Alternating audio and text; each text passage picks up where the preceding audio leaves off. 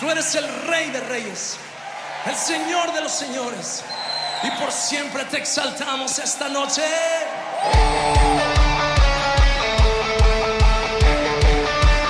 ¿Cuántos pueden saltar?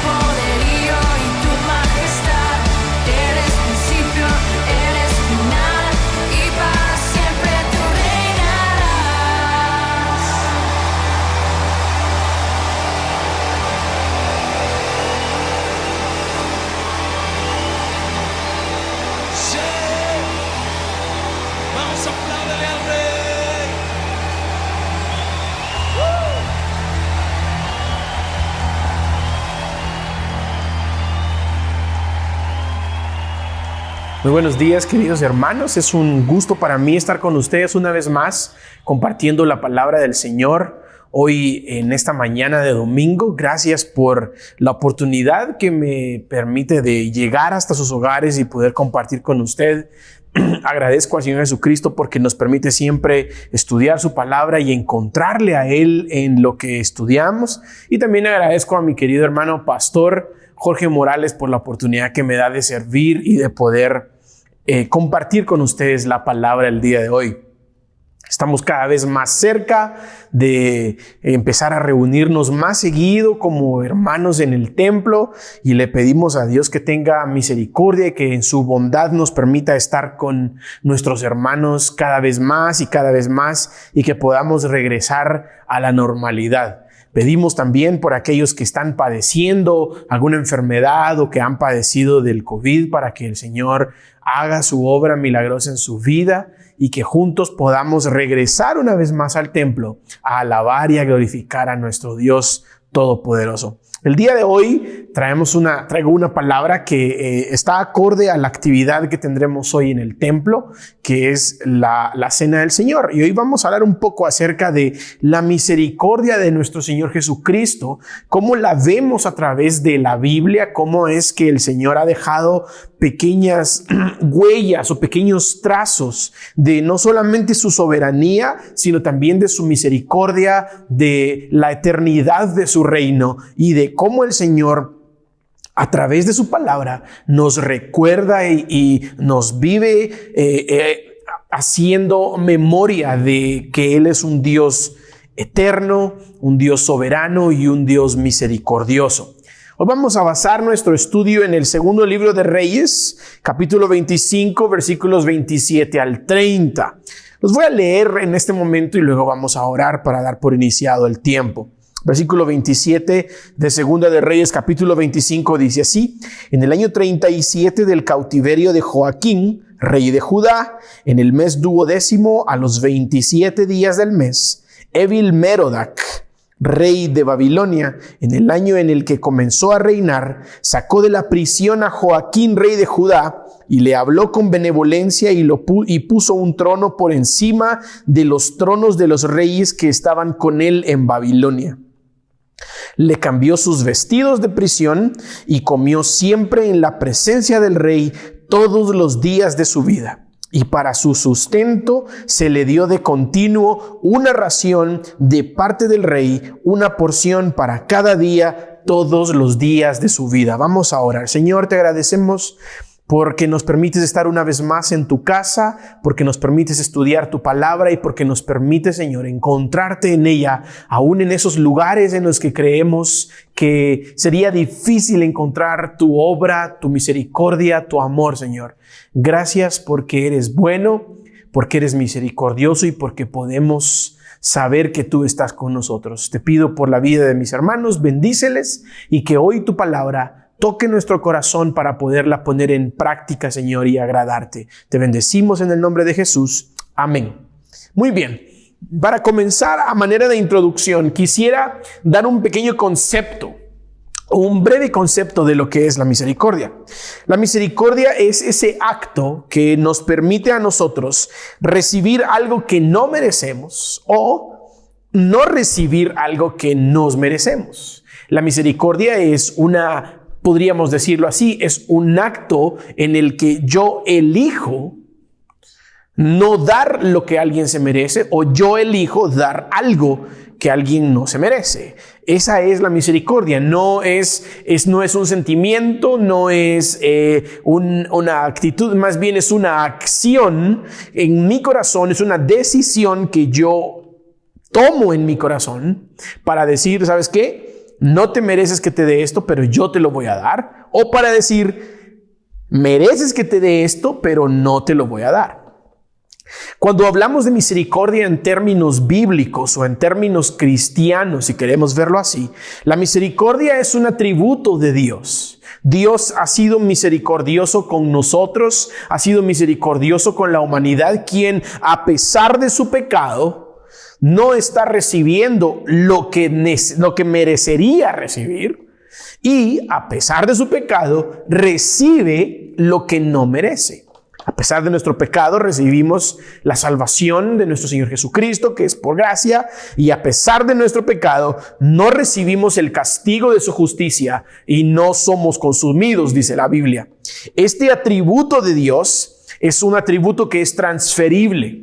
Este es un pequeño paréntesis, los atributos de Dios. Hay atributos transferibles y hay atributos que no son transferibles, que son únicos pertenecientes a Él, como por ejemplo la omnipresencia, la omnisciencia, son atributos no transferibles de Dios, son únicos de Él. Sin embargo, la misericordia es un atributo transferible, que significa que cuando yo me acerco al Señor Jesucristo y Él transforma mi vida, yo debería de ser también misericordioso con mi prójimo y poner en práctica la misericordia. Segunda de Reyes, capítulo 25-27 muestra un acto de misericordia.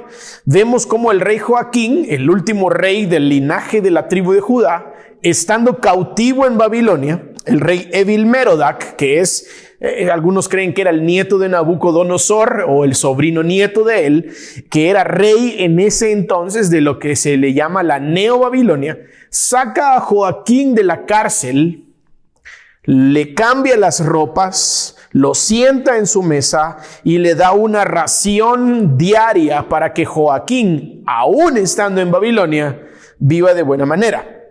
Este pasaje es algo extraño. Ya lo vamos a ver más adelante por qué es extraño. Sin embargo, lo que vemos acá, el título de mi Biblia dice que Joaquín es honrado en Babilonia, pero lo que vemos acá es un acto de misericordia de este rey pagano Evil-Merodach. Entonces, vamos a hablar un poquito del contexto del libro de Reyes o de los libros de Reyes. Los libros de Reyes son, muchos creen que era un solo libro, pero con fines de didácticos y con fines de estudio. En los cánones fue separado en 2 tomos, que es lo que ahora tenemos, el primer libro de Reyes y el segundo libro de Reyes. Estos 2 libros enlistan lo sucedido en el pueblo de Israel desde la muerte de David y los últimos días de David hasta las 2 deportaciones que el pueblo de Israel tiene. También incluye la división del reino de Israel, como el reino de Israel después de Salomón es dividido en 2 grandes reinos, el reino del norte, que son 10 tribus de Israel que están ubicadas en el norte. Estas fueron deportadas a Asiria, cuando si no estoy mal, creo que fue después del rey Acab, no recuerdo específicamente, pero ellos fueron deportados a Asiria, y cuando ellos regresan de su deportación a Siria, si es que regresan todos, es lo que se conoce como Samaria en el tiempo de Jesucristo. Ahí hay algunas cosas que decir con respecto a esto. A la enemistad que había entre Judea y Samaria se daba porque se cree que quien regresó de la deportación de Asiria al reino del norte no eran judíos, sino que eran de otros lugares del mundo. Ese es un tema para otra ocasión. Entonces hablamos de que Segunda de Reyes habla del reino dividido, el reino del norte, y por el reino del sur, 2 tribus de Israel, que eran las tribus de Judá y de Benjamín, donde estaba ubicada la ciudad de Israel, que era Jerusalén. Estas 2 tribus son deportadas a Babilonia durante la época de los reyes, si no estoy mal, Joacim y luego Joaquín. Ahí hay un poquito de confusión entre quienes estaban en ese momento, pero todos estos son Joacim, creo que era nieto de Josías. Joaquín era bisnieto de Josías y Sedequías era también bisnieto de Josías. Entre estos 3 se está repartido el trono de Judá en los últimos años antes de la deportación a Babilonia. La diferencia entre el reino del norte y el reino del sur es que la deportación a Babilonia del reino del sur fue solamente de la gente noble, de la gente de altos y de altos recursos. A la gente pobre, a la gente que no tenía educación, a la gente que no tenía nobleza de Israel, de la tribu de Judá, los dejan en la tribu de Judá. Mientras que en Samaria, ahí sí se llevan a todos y repoblan, Samaria es repoblada por gente de otros países. Por eso es de que había una pugna en los tiempos de Jesús entre Judea y Samaria, porque ellos creían que los de Samaria eran gentiles, a pesar de que estaban ubicados en el territorio norte de las otras 10 tribus. Los de Judea se creían que ellos eran el único linaje que venía de los verdaderos hebreos, y que las otras 10 tribus eran una mezcolanza entre un montón de gente que el imperio de Asiria había enviado para ese lugar. Solo es para que tengan una idea de lo que trata el libro de Reyes.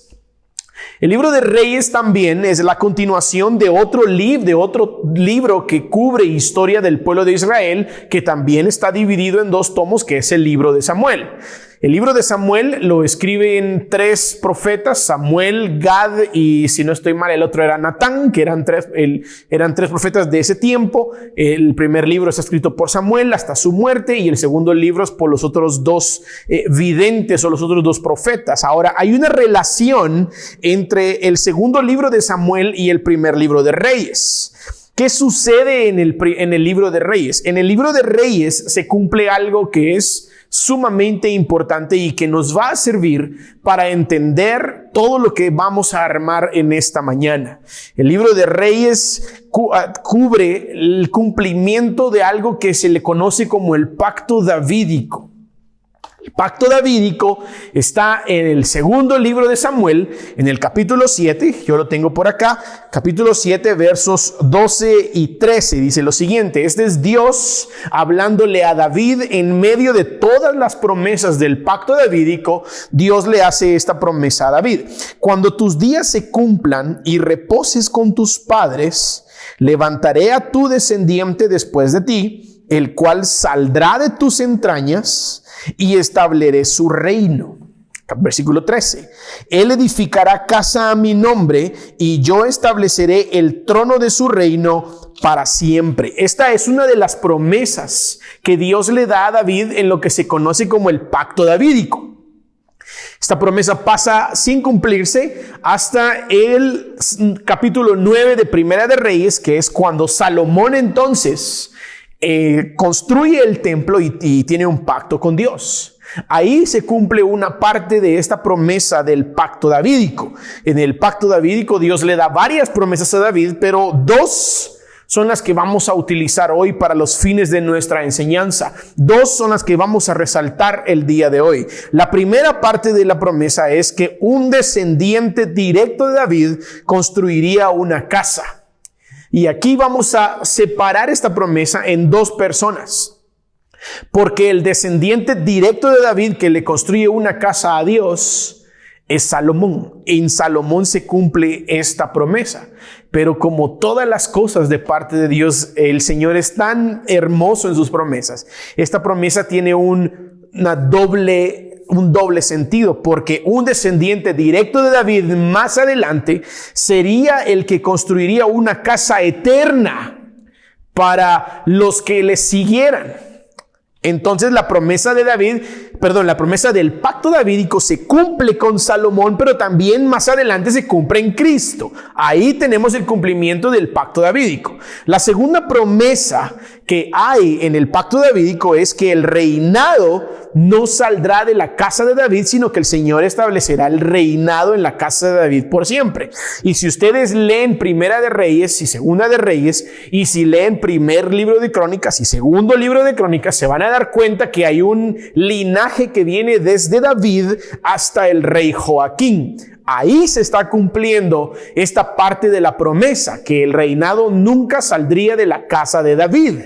Sin embargo, en Mateo 1, cuando leemos la genealogía de Cristo, el Señor nos explica en Mateo 1 que después de Joaquín tenemos a gente en el período que se le conoce como intertestamentario, que es entre el Antiguo y el Nuevo Testamento, gente como Zorobabel, gente como Salatiel, que vienen de la linaje de David, que llegan hasta José, que es el padre de Cristo.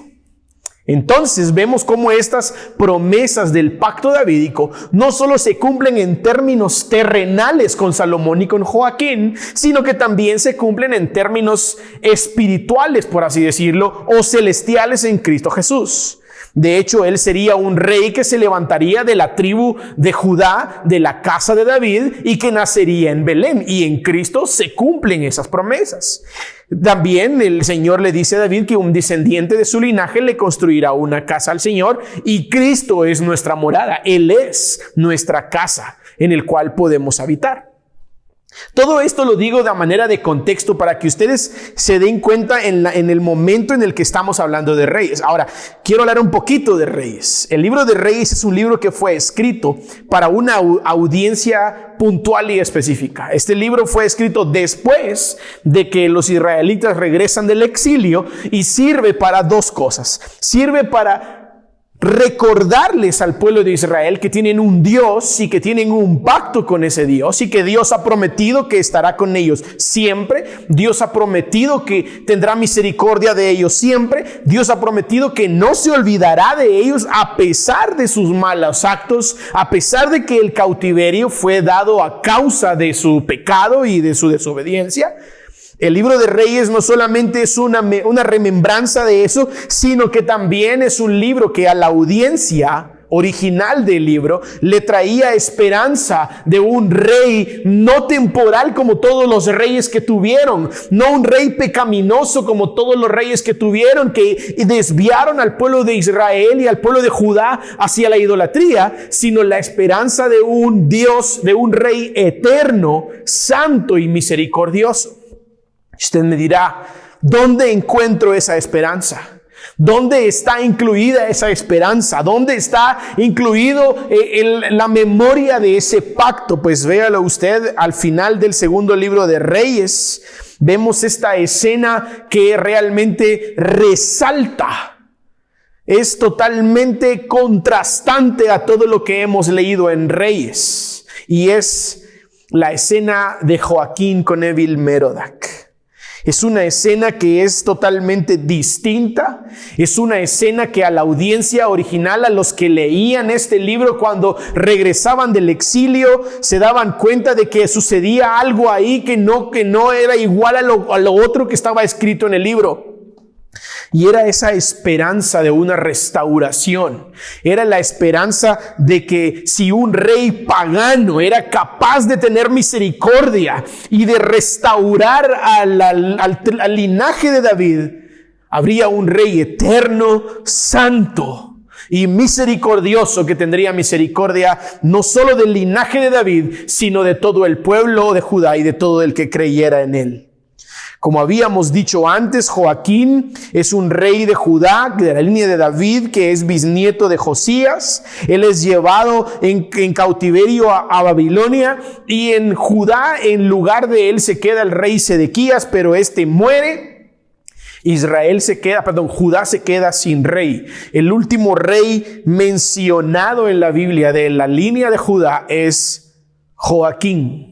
Cualquiera podría haber pensado que la promesa del Señor no iba a cumplirse, porque después de Joaquín, la Biblia establece, ya no se menciona nada, pero si usted estudia ese periodo intertestamentario, no hay ningún otro rey ni en Israel ni en Judá. Sucede que Israel es vuelta a levantar por el rey de Babilonia con el fin de detener los embates del rey de Egipto. Israel es reedificada, pero entre toda esa reedificación donde se levanta el templo, usted ha leído Nehemías, donde se levanta el muro, usted ha leído Esdras, donde sucede lo que pasa con Esther. Todo ese momento, todas esas acciones que pasan en ese momento, ya no se menciona ningún otro rey de Judá. El último es Joaquín.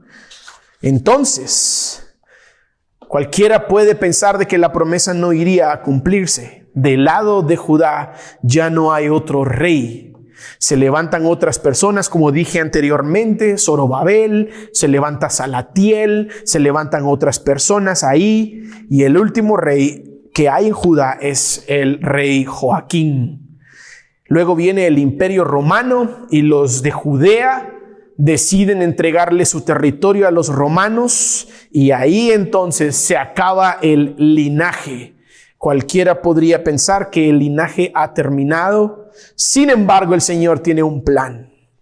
El Señor en su misericordia, cientos de años atrás, le dice a David: yo estableceré el reino de tu descendencia y será un reino eterno. Ya no más ya no más reyes temporales, ya no más reyes imperfectos, ya no más reyes pecaminosos. Ahora tendremos un rey santo, ahora tendremos un rey eterno, un rey misericordioso, un rey que no importa de dónde seas, puede ser parte de su reino. Por eso el Señor le dice a David que él será él hará que su hijo sea su Dios y que sea su pueblo. Si tú y yo creemos en este rey eterno, somos del pueblo de este rey, somos del reino de este rey. Ahora, aquí viene una pregunta que muchos tenemos en la mente. Sí, está bien, ya me explicó, hermano, qué tiene que ver Joaquín, qué tiene que ver todo este espacio que está acá. Pues como les dije, todas estas personas que han sido mencionadas son personas temporales. Joaquín y Evil Merodach son incluidos en este libro para que, como les dije anteriormente, pudiéramos tener esperanza y para que nos recordáramos de la memoria del pacto que Dios tiene con su pueblo. Y esto no solamente fue pensado así para la audiencia original del libro, no solo para aquellos que leerían el libro después del exilio. Esto ha sido dejado aquí para que tú y yo, años después, vengamos a encontrar en este pasaje, en estos pequeños 3 versículos, una sombra de la obra redentora de Cristo. No me canso y no me cansaré de decir que cada libro de la Biblia y que todos los libros de la Biblia apuntan hacia Cristo. No hay ningún solo libro que no apunte a Cristo. Y si algo podemos encontrar en Segunda de Reyes es que este pasaje me demuestra una sombra de lo que ese Rey eterno, de lo que ese Rey santo, de lo que ese Rey soberano, misericordioso va a hacer con su pueblo. La sombra que podemos ver acá es la misericordia y lo que Cristo habría de hacer con nosotros. En nuestro cautiverio, Cristo nos sacaría de la prisión como lo hicieron con Joaquín. Cristo nos hablaría con benevolencia y nos pondría por encima de los tronos de los reyes. Cristo cambiaría nuestros vestidos de prisión, nuestros harapos, y Cristo haría que comiéramos en su presencia todos los días de nuestra vida. Y si no fuera suficiente, Cristo haría que para nuestro sustento tuviéramos una continua ración de parte de Él. Si bien podría decir que todo lo que ustedes ven acá es la obra redentora de Cristo, es porque no hay nada que Joaquín haya hecho para merecer este trato y no hay nada que Joaquín haya hecho para salir adelante en el trato. Todo fue obra de un Rey misericordioso. Y al igual que nosotros, no hay nada que nosotros podamos hacer para merecer este trato. No hay nada que nosotros aportemos en este trato. Todo es obra de un Rey misericordioso. No solamente nuestra liberación es obra de ese Rey misericordioso. No solamente nuestra restauración es obra de ese Rey misericordioso. No solamente nuestra justificación es obra de ese Rey misericordioso, sino también nuestra perseverancia es obra de ese Rey misericordioso. Él nos ha sacado de la cárcel, Él nos ha restaurado con ropas nuevas, Él nos ha justificado y nos ha sentado en su mesa, y Él nos hace perseverar hasta el día que le veamos venir en gloria. No solo es la esperanza de no solo es esperanza, no solo es memoria, es cumplimiento. Porque Reyes habla a Israel de sus reyes temporales y termina con una sombra de lo que habría de hacer el Rey eterno y santo, Jesucristo. Él nos ha libertado, Él nos ha restaurado, Él nos ha justificado, Él nos hace perseverar tal como lo hizo con Joaquín por medio de Evil-Merodach, para preservar el linaje de David, Él lo hace con nosotros a través de su Espíritu Santo para preservar ese reino eterno en nuestros corazones. Ya no hay más reyes temporales y fallidos. Ya no hay más reyes pecaminosos e idólatras. Ya no hay más reyes que no sean santos. Hoy tenemos a un rey que es soberano, que hace lo que quiere, utiliza a los reyes paganos para darnos una sombra de su Hijo Jesucristo. Es un rey que hace lo que quiere en su voluntad. Ahora tenemos un rey que es eterno, que su reino es para siempre y que estaremos con Él todo el tiempo. Y también tenemos un rey misericordioso que nos da lo que no merecemos, y lo que nos merecemos no nos lo da. Qué maravilloso es encontrarnos con este tipo de pasajes en libros en donde creemos que no hay nada para nuestras vidas. Libros que creemos que son históricos, que solo ofrecen datos puntuales y de sabiduría y de conocimiento. Encontrarnos sombras de nuestro Mesías en este tipo de libros nos da la esperanza de que no solamente esta es la palabra de Dios, sino de que Él está ahí esperando que tú y yo lo encontremos. Gloria sea a nuestro Dios, porque ahora a través de nuestro Señor Jesucristo, a través de su salvación, a través de su restauración, a través de su justificación y de su perseverancia, hoy tenemos la capacidad de poder sentarnos a la mesa con Él, de poder comer el pan, de poder tomar de la copa y de poder decir: Señor, hacemos esto en memoria de ti hasta que tú vengas. Quizá así como Joaquín no merecía nada de esto, y así como Joaquín no hizo nada para merecer esto y para que esto sucediera, nosotros nos encontramos igual.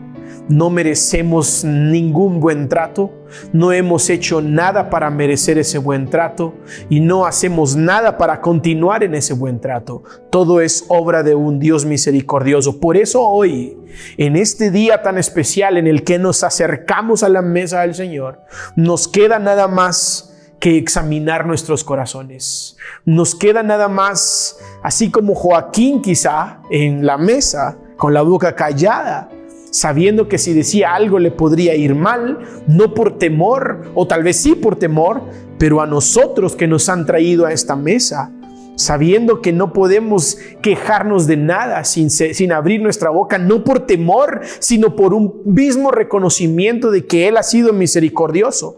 Hoy en su mesa nos sentamos, examinamos nuestro corazón y decimos: Señor, tú sabes que nada he hecho para merecer estar a tu lado. Nada he hecho para merecer todo lo que tú has dado a mi vida. Me has salvado, me has liberado, me has restaurado, me has justificado y me haces perseverar, y ahora me sientas a tu mesa. Así que yo te invito hoy, ya que vamos a tomar la cena del Señor acá en el templo, yo te invito también que en tu casa tú tomes un tiempo para examinar tu corazón, para que así como el rey Joaquín entendía que fue llevado a la mesa del rey, tú hoy también recuerdes que has sido llamado a la mesa del rey, y como dice el profeta, con lazos de amor has sido atraído a él. Hoy es un buen día para que juntos examinemos nuestro corazón y nos pongamos a cuentas con Él y le digamos: Señor, no merezco nada de lo que tú me has dado, no merezco nada de este trato. Sin embargo, tú eres misericordioso. Hoy quiero pedirte que tomes este tiempo para examinar tu corazón. Yo voy a orar por ti, pero ahí donde estás en tu casa, cierra tus ojos y hagamos esta oración juntos. Señor, te agradecemos por tu palabra, gracias porque te presentas en ella de manera magnífica, de manera asombrosa. Podemos verte ahí. Si te buscamos con todo nuestro corazón, sabemos que te vamos a encontrar. Gracias porque así como hiciste con Joaquín, utilizando a un rey pagano, ahora nosotros podemos ver en esa acción, podemos ver la obra redentora de Cristo, de lo que tú estás haciendo en nuestras vidas. Nos has sacado de nuestro cautiverio, nos has puesto ropas nuevas y nos has restaurado, nos has sentado a tu mesa con tu justificación y nos sostienes, nos mantienes perseverando en tu mesa, Señor, día a día. Podemos ver cómo tú te has manifestado en esa obra y por eso te agradecemos, por eso te alabamos, por eso te bendecimos, porque tú has sido bueno y misericordioso. Gracias, Señor, porque aunque en algún tiempo hubo reyes que eran temporales y reyes pecaminosos, hoy sabemos que tenemos un rey que es eterno, que es santo, que es soberano y que es misericordioso y que eres tú, Cristo Jesús. Gracias, Señor, porque hoy podemos estar a tu mesa, justificados por la fe, limpios por tu amor, Señor. Y sabemos de que tú eres el que nos lleva de gloria en gloria para glorificarte a ti, Señor. Hoy te pedimos que perdones nuestros pecados, que limpies nuestros corazones. Sabemos, Señor, que somos pecadores y que te hemos fallado. Sabemos, Señor, que tenemos cosas malas en nuestra mente y en nuestro corazón, que constantemente te fallamos, que pensamos mal, que hablamos mal, que actuamos mal. Pero hoy, Señor, apelamos a tu misericordia y te pedimos perdón de nuestros pecados. Límpianos, Señor. Purifícanos en tu salvación. Devuélvenos, Señor, la pureza y acércanos más a ti.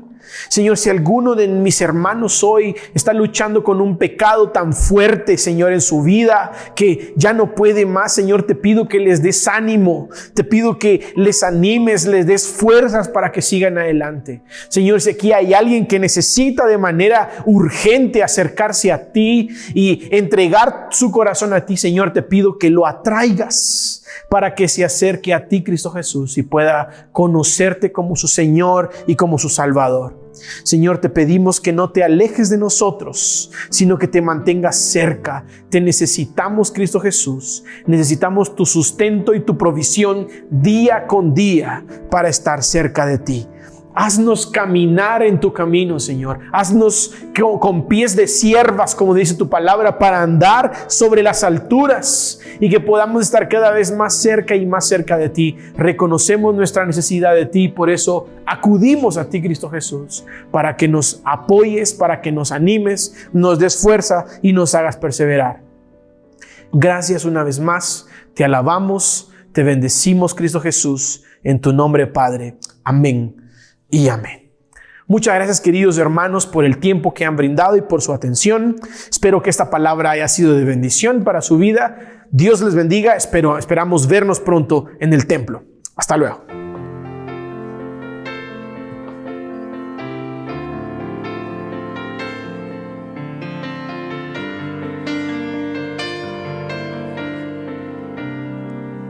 Si lo saben, cántenlo conmigo.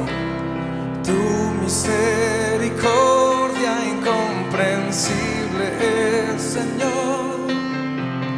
Grande es tu amor por mí, no lo alcanzo a comprender.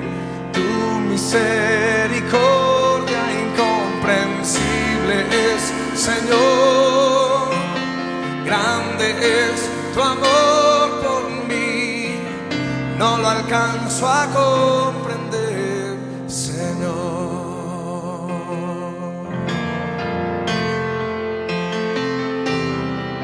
Y cuando yo soy rebelde, cuando yo no te escucho, tu amor me hace ver cuando estoy en un error, y tu gracia me levanta una vez más. No alcanzo a comprenderte, Dios, tu misericordia incomprensible es, Señor. Grande es tu amor por mí, no lo alcanzo a comprender. Tu misericordia incomprensible es, Señor. Grande es tu amor por mí, no lo alcanzo a comprender. Tu misericordia incomprensible es, Señor. Grande es tu amor por mí, no lo alcanzo a comprender.